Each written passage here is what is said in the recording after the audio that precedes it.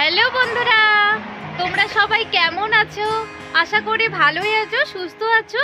বন্ধুরা, আজকে তোমাদের জন্য খুবই সহজ একটি রেসিপি নিয়ে এসেছি, আলুর পুর ভরা লঙ্কার চপ। তোমরা সবাই রান্নার ভিডিওটি স্কিপ না করে প্রথম থেকে শেষ পর্যন্ত পুরো রেসিপিটি দেখতে থাকো। বন্ধুরা, এখানে বড় বড় 5টি লঙ্কা নিয়েছি। এই লঙ্কাগুলোর নাম সিমলা লঙ্কা। লঙ্কাগুলো দিয়েই আজকে তোমাদের চপ করে দেখাবো। তোমরা সবাই প্রথম থেকে শেষ পর্যন্ত পুরো রেসিপিটি দেখতে থাকো। লঙ্কাগুলো জল দিয়ে পরিষ্কার করে ধুয়ে নিয়েছি। এবার একটি ছুরি দিয়ে লঙ্কার মাঝ বরাবর একটু চিড়ে নেব।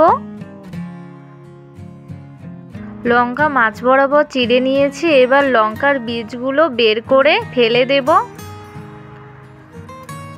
লঙ্কার সব বীজগুলো ফেলে দিয়ে লঙ্কার ভিতরটা একদম পরিষ্কার করে নেব। এভাবে করে সবগুলো লঙ্কার বীজ ফেলে দেব। সবগুলো লঙ্কা মাঝ বরাবর চিড়ে নিয়ে লঙ্কা সব বীজগুলো ফেলে নিয়েছি। আলুর পুর তৈরি করব, তার জন্য দুটো মাঝারি সাইজের আলু স্লাইস করে কেটে নিয়ে আলুগুলো খুব ভালো করে সেদ্ধ করে নিয়েছি। এবার সেদ্ধ আলুর মধ্যে দিয়ে দেব ধনেপাতা কুচি।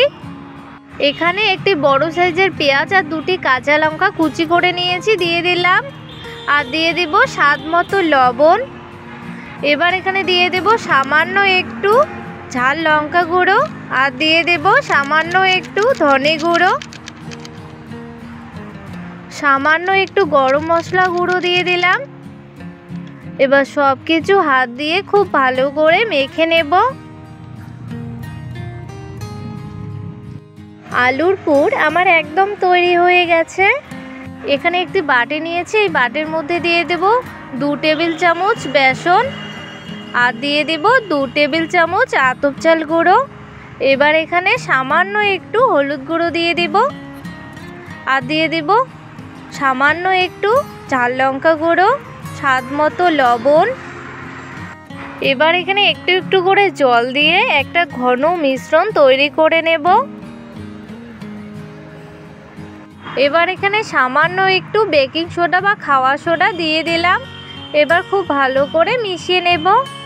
ঠিক যেমন চপের মিশ্রণ হয় ঠিক সেই রকমই ঘন মিশ্রণ তৈরি করে নিয়েছি। এবার এখানে একটু একটু করে আলুর পুর নিয়ে লঙ্কার ভিতরে দিয়ে দেব। বন্ধুরা, তোমরা দেখে নাও আমি কিভাবে তৈরি করছি। এভাবে করে সবগুলো লঙ্কার মধ্যে আলুর পুর দিয়ে দেব। সবকটি লঙ্কার মধ্যে আলুর পুর ভরিয়ে দিয়েছি। কড়াই গরম হয়ে গেছে, কড়াইতে দিয়ে দেব সাদা তেল। নেড়ে নিয়ে তেল খুব ভালো করে হাই আঁচে গরম করে নেব। এবার একটি লঙ্কার গায়ে বেসন আর আতপ চালের মিশ্রণ খুব ভালো করে লাগিয়ে নেব। মিশ্রণটি লঙ্কার গায়ে খুব ভালো করে লাগিয়ে নিয়ে ভেজে নেব। তেল গরম হয়ে গেছে। এবার এই বেসন মিশ্রিত লঙ্কাটি তেলের মধ্যে দিয়ে দিলাম। এবার লো টু মিডিয়াম আছে একদম মুচমুচে করে ভেজে নেব।